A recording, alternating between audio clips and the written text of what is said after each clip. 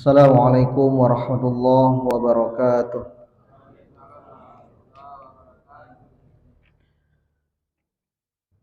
Bismillah, alhamdulillah, wassalatu wassalamu ala rasulillah Muhammad ibn Abdullah wa ala alihi wa sahbihi wa wala. Ashhadu an la ilaha illallah wahdahu la syarika lah wa ashhadu anna sayyidina maulana Muhammad abduhu wa rasuluh.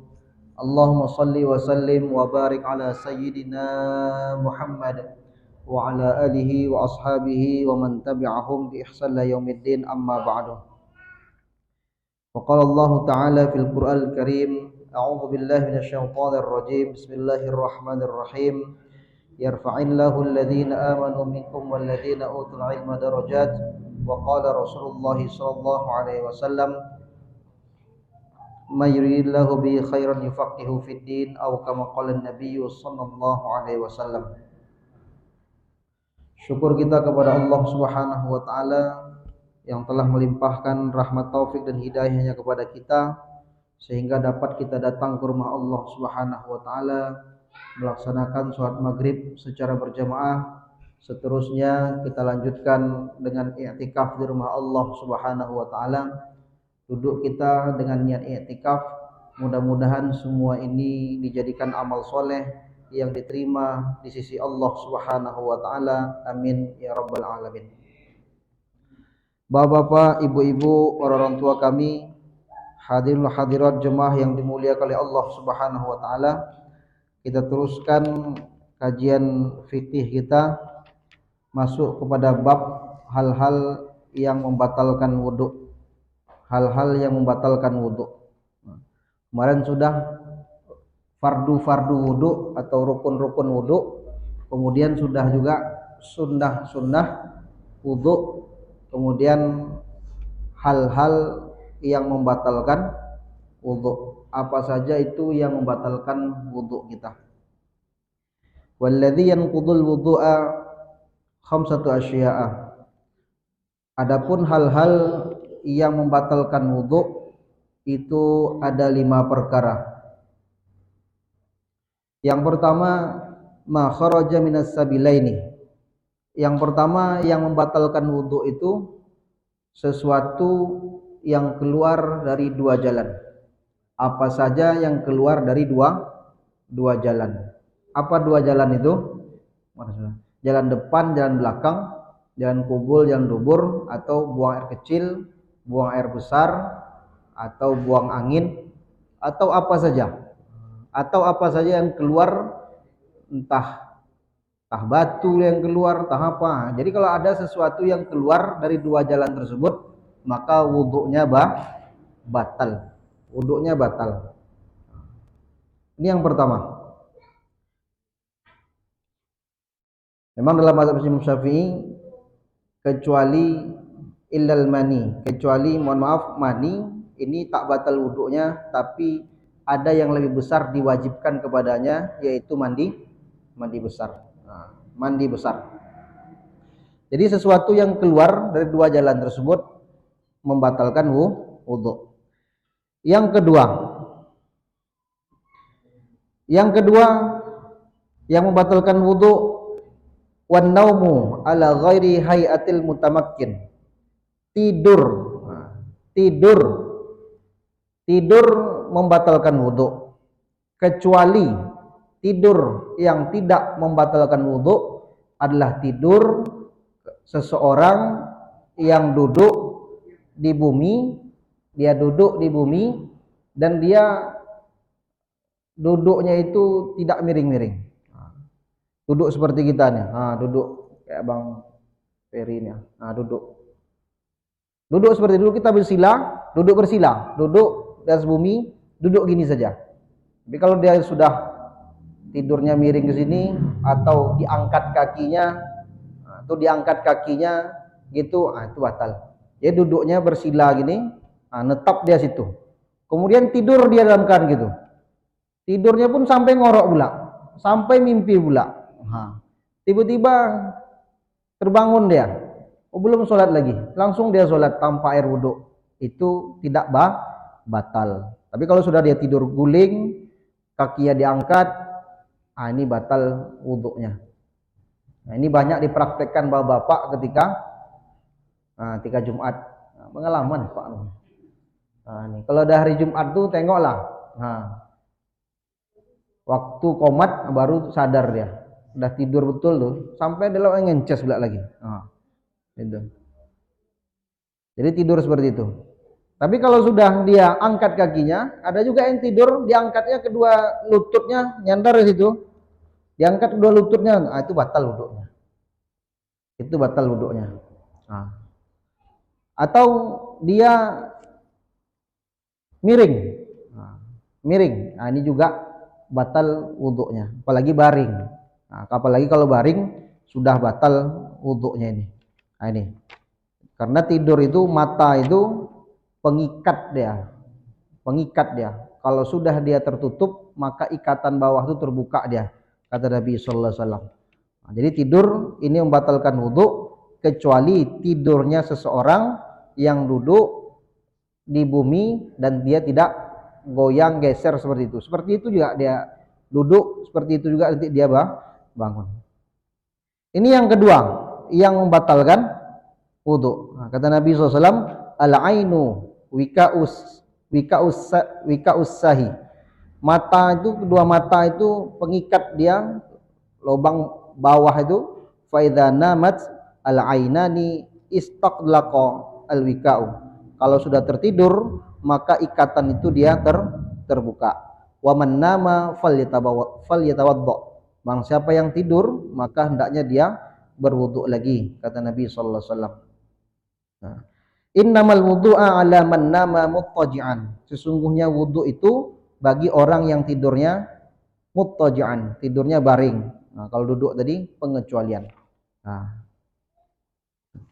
Kemudian yang ketiga. Yang ketiga yang membatalkan wudu adalah wazawalul aqli. Hilangnya akal, bisa karin dengan sebab mabuk au maradin, atau dia sakit. Pingsan, hilang akal, ayan atau dia mabuk, hilang akalnya, maka ini pun batal wudunya. Tahu kita pingsan, ada orang ayan, hilang akalnya, maka wudunya batal. Kemudian yang berapa lagi? 4. Yang keempat, walamsur rajulil mar'at, dan menyentuhnya laki-laki kepada perempuan al-ajnabiyah, perempuan yang bukan mahramnya, min ghairi hailin, dengan tanpa penghalang. Bersentuhan laki-laki dan perempuan yang bukan mahramnya dengan tanpa penghalang. Kalau sudah bersentuh dia, baik syahwat maupun tidak syahwat, dalam mazhab Syafi'i, maka wudunya batal.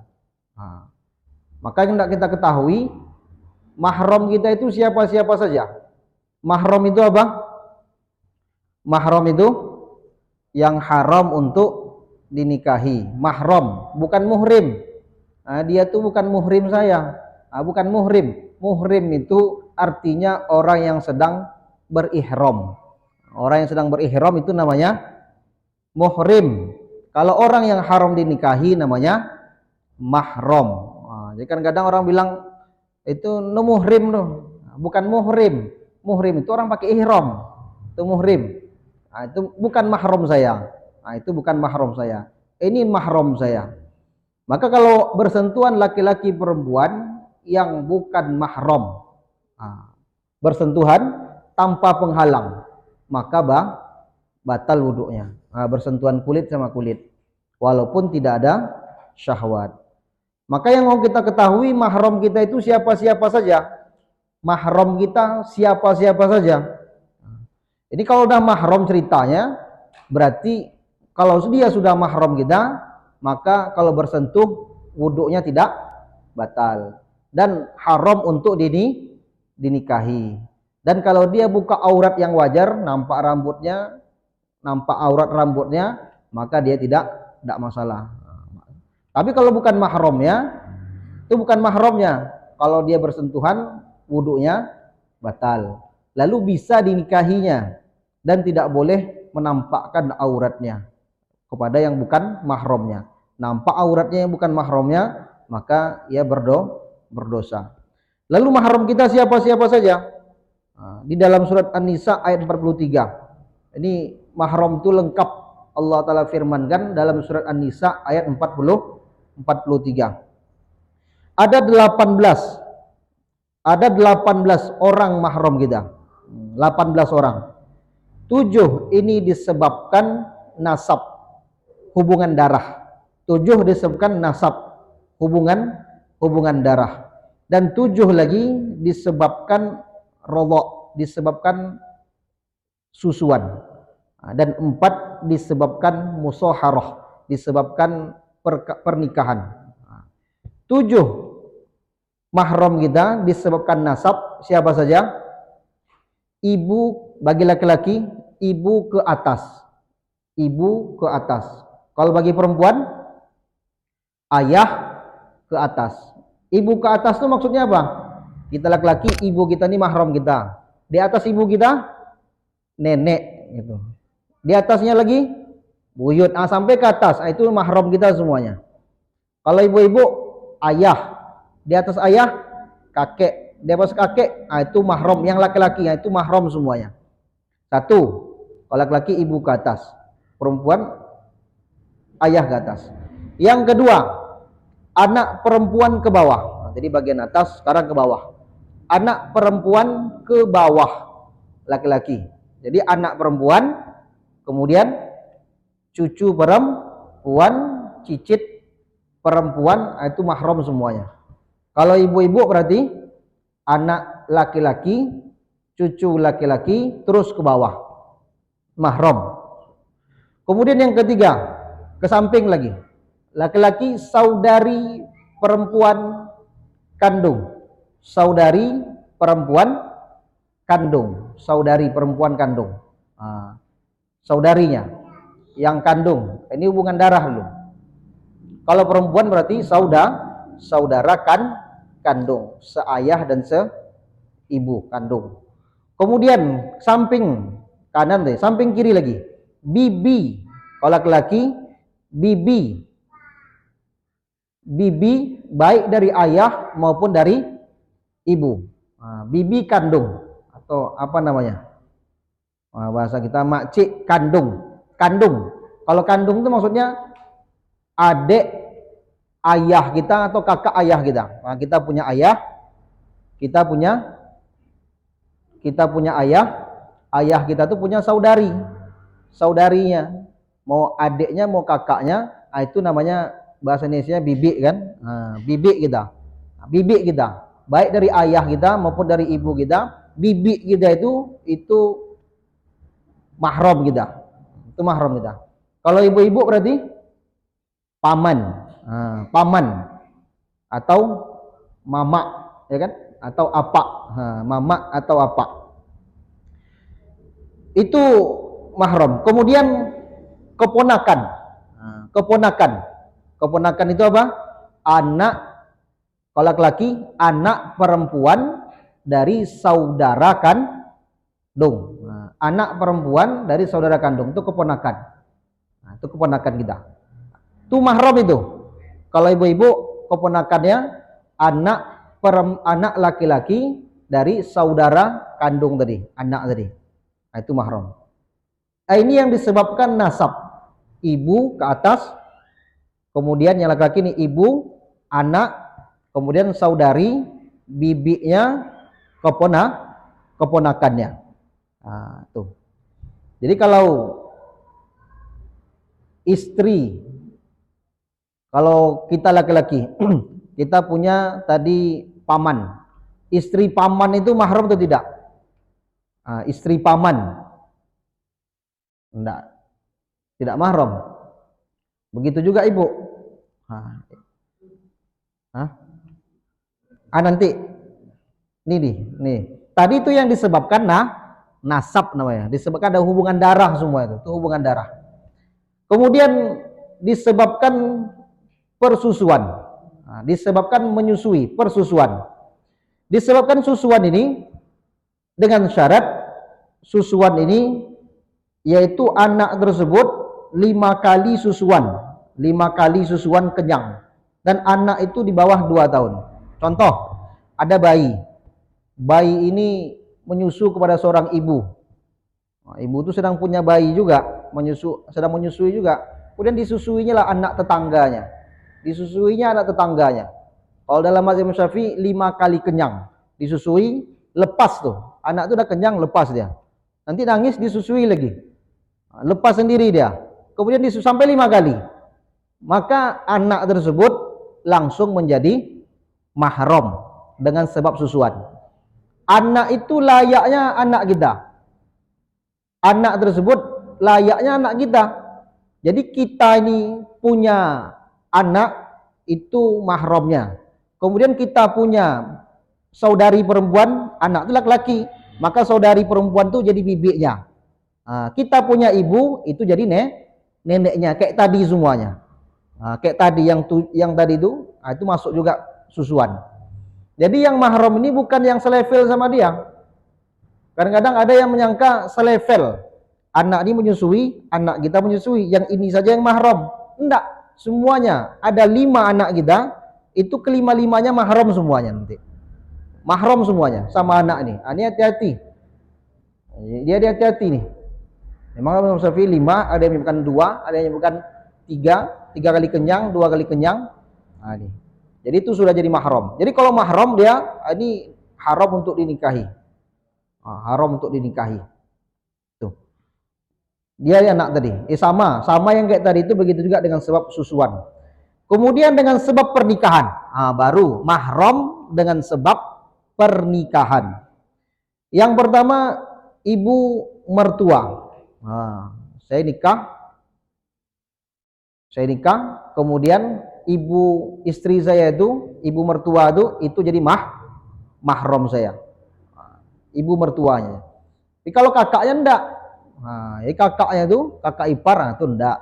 Atau ada ipar atau enggak. Ibu mertua. Kalau laki-laki, ibu mertua. Kalau perempuan berarti ayah mertuanya. Itu mahram.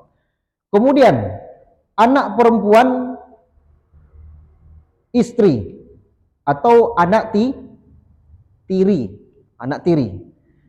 Kita menikahi seorang perempuan bawa anak. Anaknya perempuan, maka anaknya itu bisa menjadi anak kita yang laki-laki dengan syarat ibunya itu sudah dikumpuli, sudah digauli, mereka suami istri sudah gauli, maka anak yang dibawa itu baru jadi mahram. Tapi kalau belum nikah, belum lagi, kemudian cerai, anaknya belum jadi mahram lagi. Anak belum jadi mahram. Ini anak tiri tadi. Kalau laki-laki itu anak tiri yang perempuan, kalau yang perempuan entah suaminya bawa anak laki-laki. Itu jadi anak dia. Tapi dengan syarat tadi. Dengan syarat tadi. Kemudian istri ayah atau ibu tiri. Tadi anak tiri, kemudian sebaliknya ibu tiri. Nah, ini mahram itu. Kemudian istri dari anak. Jadi menantu tadi jelas. Menantu, mertua atau anak tiri, ibu tiri. Ini jadi mahram kita. Kemudian kalau istri itu mahram atau tidak? Istri, kita punya istri kita tuh mahram tidak? Ya. Ini nak nyambung lagi lah pon yang belum tak mana-mana punya kan. Istri kita itu mahram atau tidak? Yang bapak. Jadi kalau bapak bersentuhan sama istrinya, wuduknya batal atau tidak? Ya istri itu nggak mahram. Mahram itu apa? Yang haram untuk dinikahi. Kan bapaknya nikah sama istri tadi itu, ya kan? Kan nikah. Jadi kalau mohon maaf orang itu berpisah, jadinya orang lain lagi istri itu. Kalau sudah berpisah, yang istri itu orang lain, tapi mertua dari itu mahram selamanya. Walaupun dia sudah berpisah dengan istri itu, ibu mertuanya tadi itu atau ayah mertuanya tadi itu tetap menjadi mahram juga. Tetap jadi mahram juga. Ini masalah mahram tadi. Ini mahram disebabkan pernikahan. Kemudian Jadi tadi itu ceritanya kalau bersentuhan dengan perempuan yang bukan mahram dengan tanpa penghalang, maka wudhunya batal. Tapi kalau dengan orang-orang tadi itu yang mahram-mahram tadi itu bersentuhan kita, maka wudhu kita tidak batal. Nah, jadi dengan bibinya yang kandung gitu. Kalau dengan sepupu, nah ini sepupu mahram tidak? Sepupu itu apa bahasanya? Kita punya anak, saudara kita juga punya anak. Kita punya anak, saudara kandung kita yang laki-laki atau perempuan pun punya anak. Anak kita dengan anak saudara kita itu namanya apa? Sepupu. Itu mahram atau tidak? Oh, itu bukan mahram. Mereka tuh nak mahram, sepupu tuh. Tapi kalau kita dengan anaknya, mahram, ponakan, ya kan? Anak keponakan. Nah, tapi kalau anak kita dengan anak dia, boleh nikah tidak? Boleh. Tapi tempat kita sekarang ini, kalau sudah anak kita dengan anak saudara kita itu tuh, oh kayak ada adik-beradik jadinya kan? Oh, main sama-sama apa sama-sama, ya kan? Kadang-kadang aurat itu masuk aurat. Kalau dia sudah besar, sampai balik tak boleh nampakkan auratnya dengan sepupu tadi. Tidak boleh istri pamannya itu menampakkan aurat kepada keponakan paman tadi kalau yang tadi itu. Nah, ini mahram nih. Di aurat pun dijaga. Bersentuhan pun tidak boleh. Bukan hanya batalkan wudhu, wudhunya batal, juga tidak boleh juga bersentuhan dengan yang bukan mahramnya. Tapi kalau yang mahramnya itu boleh. Nah, nih. Jadi kalau salam itu gitu juga. Kalau salam yang bukan mahram kita, berdosa tidak? Bersentuhan. Nah, nih. Nah, sekarang gitu. Kita nggak tahu mahram kita nih. Pokok kalau sudah lebaran tuh salam tuh dengan siapa saja. Nah, nih. Tapi kalau dia sudah tua renta, ada kalau kita laki-laki ada nenek yang sudah tua renta, itu enggak masalah. Enggak masalah, sudah tak ada menimbulkan syahwat. Nah, anak kecil yang belum tamyiz, yang belum balik, yang masih kecil, nah, itu juga tidak masalah. Nah, tapi kalau sudah balik enggak boleh. Jadi ini mahram kita. Jadi kita tahu mahram kita mudah. Nah, ya. Mahram kita. Kemudian yang keberapa lagi? Yang terakhir, yang kelima. Wa mashu farjil adami, dan menyentuh, mohon maaf, kemaluan anak Adam bi batnil kaffi, dengan batin telapak tangan, dan menyentuh duburnya dengan batin telapak tangan. Menyentuh kemaluan dan menyentuh duburnya dengan batin telapak tangan, maka wudhunya batal. Batin telapak tangan itu bagaimana? Batin telapak tangan itu, tangan kita satukan, yang tak nampak itu namanya batinnya. Jadi satukan tangannya, nih yang tertutup itu namanya batin telapak tangan. Yang nampak ini namanya zohir. Jadi kalau yang menyentuh itu ini, yang menyentuh, yang tersentuh itu ini ya, ini tidak batal. Tapi kalau yang tersentuh itu batinnya, telapak tangannya yang menyentuh, maka baru batal. Yang menyentuh kemaluan itu, menyentuh kemaluan atau duburnya, maka wudhunya juga batal. Ini perkara-perkara yang membatalkan daripada wudhu. Kita buka pertanyaan kalau ada pertanyaan.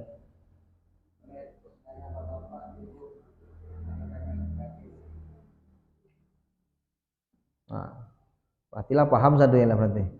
Dua kemungkinan yang telah paham sadunya, entah pun yang, entah bingung, entah mana nih. Kita ulang biar kita hafal. Yang pertama, apa yang batalkan wudhu? Sesuatu yang keluar dari dua jalan. Apa yang batalkan wudhu? Buang angin, bukan itu apa yang itu spesifik, sesuatu yang keluar dari dua jalan. Jadi keluar dua jalan tuh baik apa saja yang keluar nanti batal wudhunya. Kemudian yang kedua yang batalkan wudhu, yang kedua tidur, kecuali tidur orang yang duduk itu menetap di bumi itu duduk. Yang ketiga hilangnya akal, nah, pingsan atau koma atau sakit, hilang akalnya, atau mabuk dia, hilang akalnya, batal wudhunya. Yang keempat, bersentuhan laki-laki perempuan yang bukan mahram dengan tanpa penghalang, kalau pakai penghalang tidak batal wudhunya. Nah, tapi kalau tanpa penghalang batal wudhunya. Yang kelima, menyentuh kemaluannya atau duburnya dengan batin telapak tangan. Ini yang membatalkan wudhu. Kalau makan kita, batal tidak wudhu kita? Kan? Habis makan tidak batal wudhu kita. Ini mau habis buka puasa kan, kemudian pergi dia sholat langsung. Akan tetapi ini dihati-hatikan, kumur-kumur dulu. Kalau enggak, sisa-sisa makanan yang di mulut kita itu bahaya tetelan. Kalau tetelan sisa makanan itu batal sholatnya, kan? Tapi kalau tak ada yang ditelan, wudhunya tak batal, sholatnya tidak batal. Ini.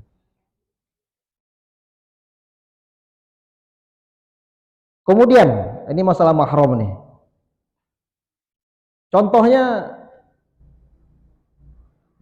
ada anak tiri.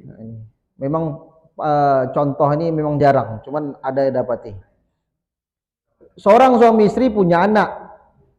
Suami istri punya anak perempuan. Kemudian yang tiri ini, saudari tiri ini semuanya mahram. Contohnya saya bawa anak 6, 3 laki-laki 3 perempuan. Yang ibu ini, istri saya itu, yang saya nikah itu, yang janda itu, contohnya dia bawa anak juga. Itu anak kami semuanya pun jadi mahram juga. Jadi saudari-saudari tiri itu pun jadi mahram juga. Tapi dengan syarat tadi itu, kedua orang tuanya sudah kumpul dari itu. Tapi kalau tak sempat, itu belum jadi mahram. Kemudian ada istri yang dicerai tadi. Ini masalah mahram. Cerai dengan istri ini. Sudah punya anak satu, dia cerai. Kemudian yang istri itu nikah sama orang lain, pun punya anak. Habis nikah dia itu punya anak. Apakah anak yang sama suami yang baru itu, anak-anaknya itu mahram dengan anak yang ditinggal tadi? Itu juga mahram juga. Itu mahram, masalah mahram itu. Itu pun mahram juga. Jadi punya anak satu, kemudian dia cerai, yang suaminya nikah lagi, yang istrinya nikah lagi. Yang suaminya nikah lagi, yang istrinya nikah lagi. Suaminya nikah lagi, istrinya nikah lagi, yang mantan istri itu. Sama-sama punya anak. Sama-sama punya anak. Anak yang suami dia itu pun mahram dengan ibu mantan istrinya dari itu. Ini masalah mahram nih. Begitu juga anak yang dari orang itu yang nikah itu pun mahram dengan mantan suami tadi itu. Ini masalah mahram.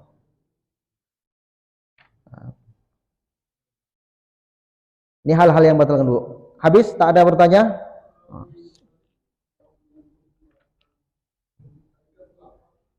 Oh bukan. Kalau itu kemaluan tadi itu. Enggak. Itu kulit apa saja? Mau kaki, mau kulit kaki, mau apa, semua kulit kita. Gitu. Semua kulit kita. Dalam mazhab Imam Syafi'i. Anak angkat. Anak angkat mahram atau tidak? Lotih diangkat-angkat.